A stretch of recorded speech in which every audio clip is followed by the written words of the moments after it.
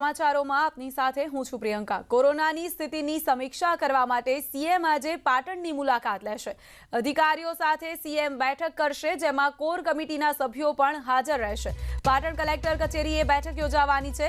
એક બાદ એક અલગ અલગ જિલ્લાની મુલાકાતે પહોંચી રહ્યા છે મુખ્યમંત્રી વિજય રૂપાણી, ખાસ કરીને એવા જિલ્લાઓ કે જ્યાં પરિસ્થિતિ વધારે ખરાબ બની રહી છે। કોરોના પોતાનો ભરડો જમાવી રહ્યો છે।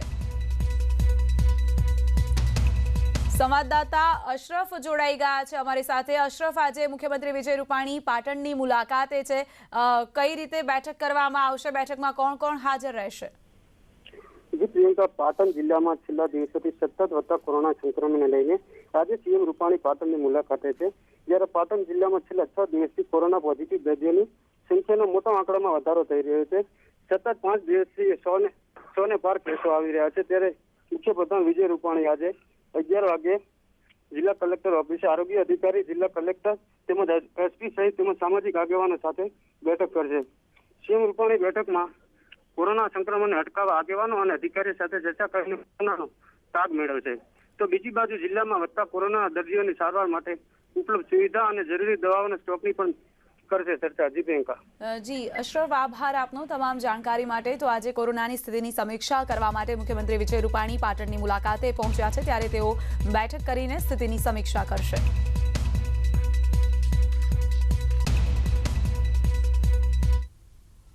હવે સૌરાષ્ટ્ર યુનિવર્સિટીમાં કોરોનાની સારવાર આપવામાં આવશે। યુનિવર્સિટીમાં કોવિડ કેર સેન્ટર શરૂ કરવામાં આવશે। રાજકોટમાં નવું કોવિડ કેર સેન્ટર ઊભું કરાશે। સામાન્ય લક્ષણવાળાઓને ફ્રીમાં સારવાર આપવામાં આવશે। યુનિવર્સિટીમાં 150 બેડનું સેન્ટર બનાવવામાં આવશે, જેમાં પ્રથમ તબક્કે 50 બેડની સુવિધા આપવામાં આવશે। ત્યારબાદ જરૂરિયાત પ્રમાણે વધારો કરવામાં આવશે। રાજકોટમાં કોરોનાના કેસ જે રીતે વધી રહ્યા છે તેને પહોંચી વળવા માટે હવે સૌરાષ્ટ્ર યુનિવર્સિટીમાં કોવિડ કેર સેન્ટર શરૂ કરવામાં આવશે। પ્રાથમિક તબક્કે 50 બેડની સુવિધા આપવામાં આવશે, ત્યારબાદ જરૂરિયાત પ્રમાણે બેડ્સમાં વધારો કરવામાં આવશે। હાલના ધોરણે એવું સામે આવી રહ્યું છે કે 150 સુધીનો લક્ષ્યાંક રાખવામાં આવ્યો છે। 150 બેડનું સેન્ટર બનાવવામાં આવશે। જે દર્દીઓને સામાન્ય લક્ષણો હશે તેમને અહીં ફ્રીમાં સારવાર આપવામાં આવશે।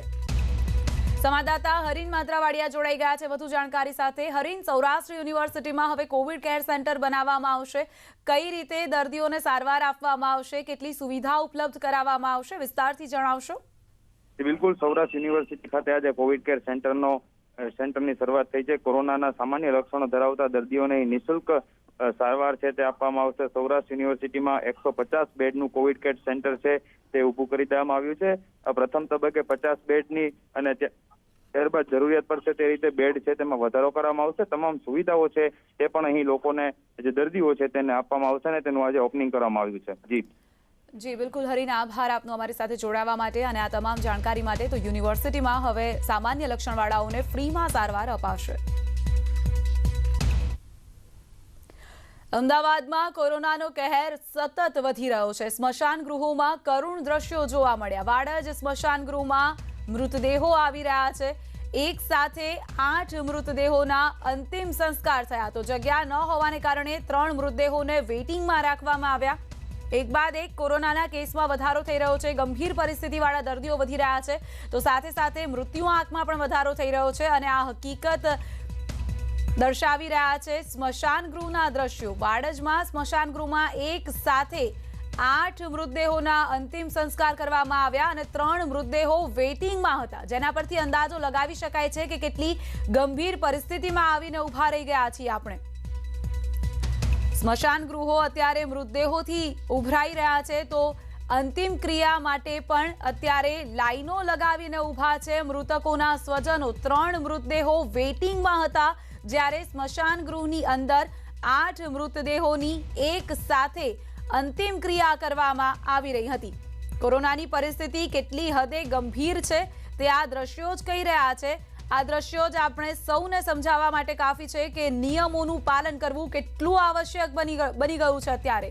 સંવાદદાતા વિભુ પટેલ જોડાઈ ગયા છે વધુ જાણકારી સાથે। વિભુ, ખૂબ જ ખરાબ પરિસ્થિતિમાં અત્યારે હાલ મુકાઈ ગયા છે। સ્મશાનો મૃતદેહથી ઉભરાઈ રહ્યા છે, મૃતદેહના અંતિમ સંસ્કાર માટે વેઇટિંગ પણ ચાલી રહ્યું છે। શું છે પરિસ્થિતિ?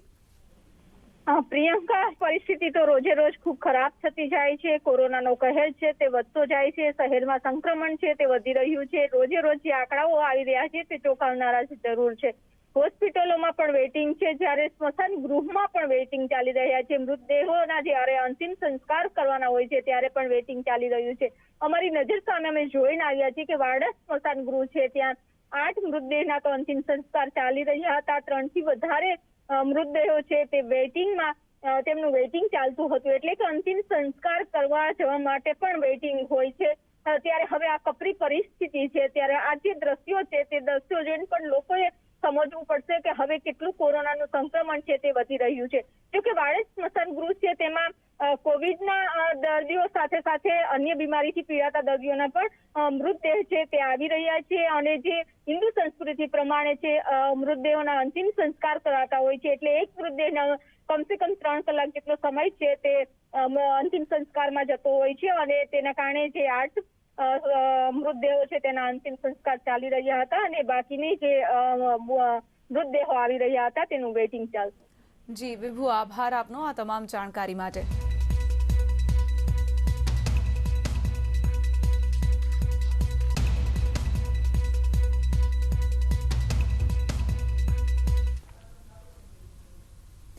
કોરોનાથી બચવા માટે કેન્દ્રની ગાઈડલાઈનનું અચૂક પાલન કરો. સાંભળીએ સરકારનો સંદેશ.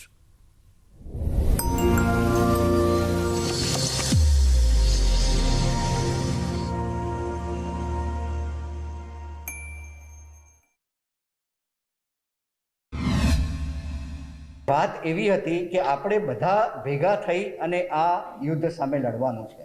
આ એક યુદ્ધ વાયરલ યુદ્ધ છે. બેઝિક અન્ડરસ્ટેન્ડિંગ જ આ છે કે આ રોગને પહેલાં સમજો.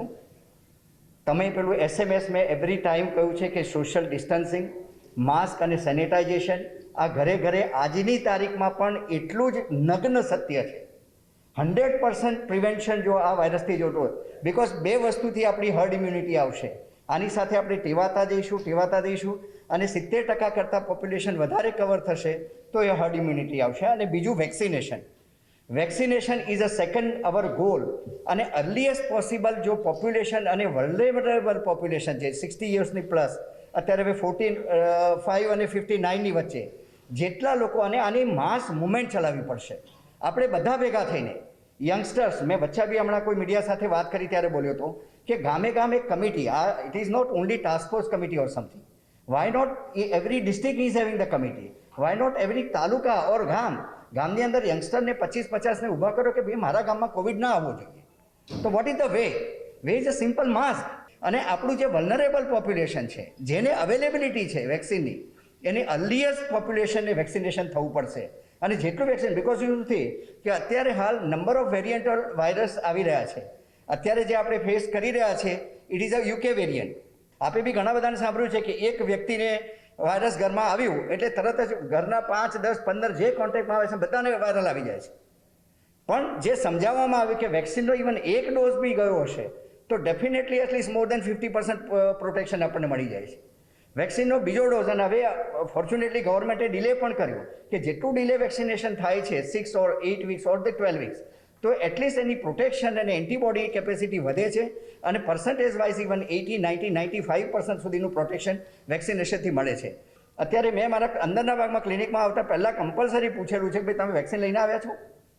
તમે વેક્સિન લઈને આવ્યા છો કમ્પલસરી. બિકોઝ યુ સી આ માસ મુવમેન્ટ આપણે બધા ભેગા થઈને નહીં ચલાવીએ તો આ હર્ડ ઇમ્યુનિટી નહીં આવે.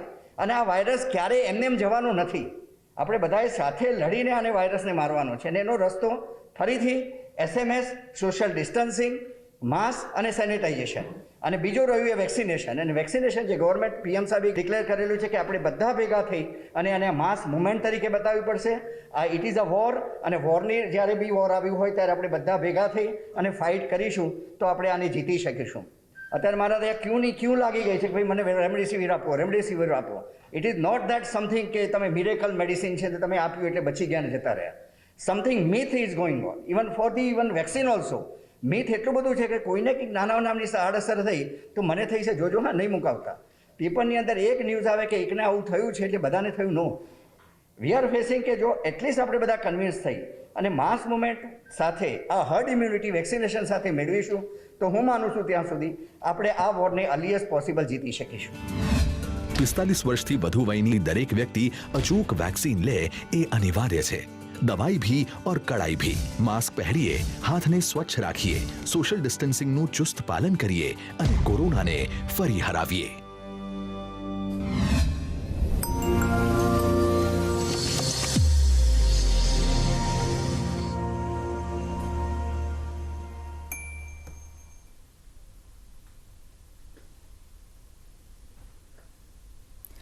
માસિક સ્ત્રાવ એક કુદરતી પ્રક્રિયા છે. માસિક સ્વચ્છતા વ્યવસ્થાપનમાં જાગૃતિના અભાવને કારણે તેને અપવિત્ર માનવામાં આવે છે. આ સમસ્યાનું નિરાકરણ લાવવા માટે નોઈડાના એમિટી ઇન્ટરનેશનલ સ્કૂલના વિદ્યાર્થીઓએ પ્રવાસી કૃતિ સામાજિક અભિયાન ચલાવ્યું છે, જેનો ઉદ્દેશ છોકરા છોકરીઓ બંનેમાં માસિક સ્ત્રાવ અંગે જાગૃતિ લાવવાનો છે. સશક્તિકરણ માટે સાથે આવવું જોઈએ, જેથી આપણી દીકરીઓ તેનાથી મુક્તિ મેળવી શકે. આ અભિયાનમાં જોડાવ અને માસિક ધર્મ સ્વચ્છતાને શાળાના અભ્યાસક્રમનો એક ભાગ બનાવવા માટેની અરજી પર હસ્તાક્ષર કરો. આ પહેલ સાથે જોડાઓ અને periodofpride.com પર અપીલ કરો અથવા તો શાળાના અભ્યાસક્રમમાં માસિક સ્વચ્છતા શિક્ષણનો સમાવેશ કરવા માટે 9999671283 પર મિસ્ડ કોલ કરો. हम क्यों चुप रहे और इसे छुपाते रहे? मासिक धर्म एक औरत के, एक स्त्री के सामान्य गतिविधि ही तो है.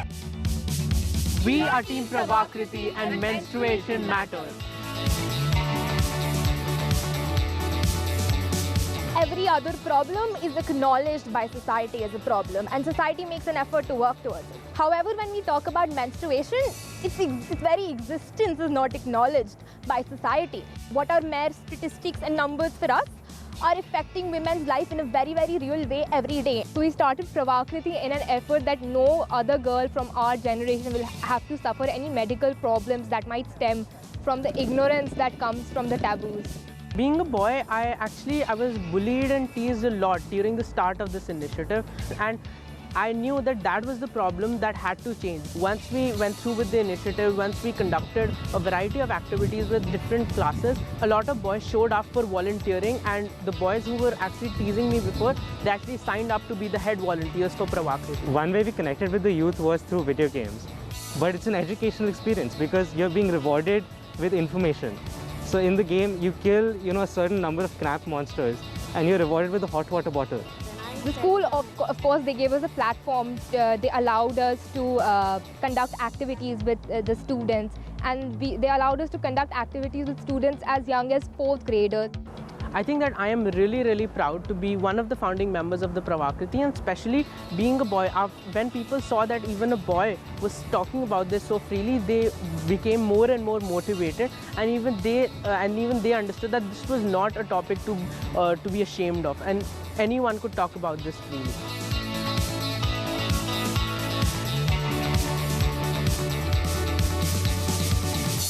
સંદેશ.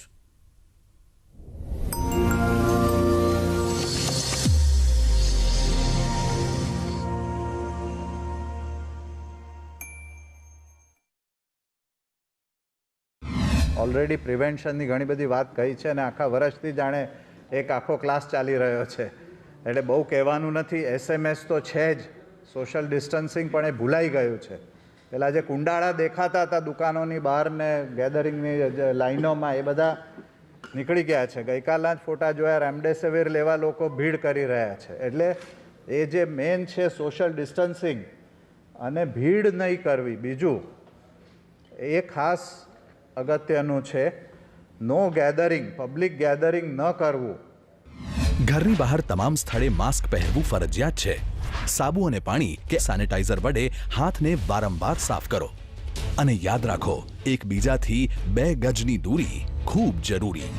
ત્રીજું જે બહુ રહી જાય છે, કોઈ બહુ ડિસ્કસ કરતું નથી, પ્રદેશમાં ડિસ્કસ થઈ, બારી બારણા ખુલ્લા રાખવા જોઈએ, તો હવા બહારની અંદર આવે તો વાયરસનું સંક્રમણ ઓછું થાય. એ એક બહુ જ ભૂલ બધા કરે છે. બેંકોમાં જાઓ તમે, એર કન્ડિશન, કોઈ બી જગ્યાએ ઓફિસમાં જાઓ, એમને એવું લાગે છે કે એર કન્ડિશન એટલે બંધ રાખો. એ ખાસ મારે એમ્ફસાઇઝ કરવું છે. SMS તો છે જ, પણ એની સાથે વેન્ટિલેશન, બીજું વેક્સિનેશનની પણ ઘણી બધી વાત થઈ છે.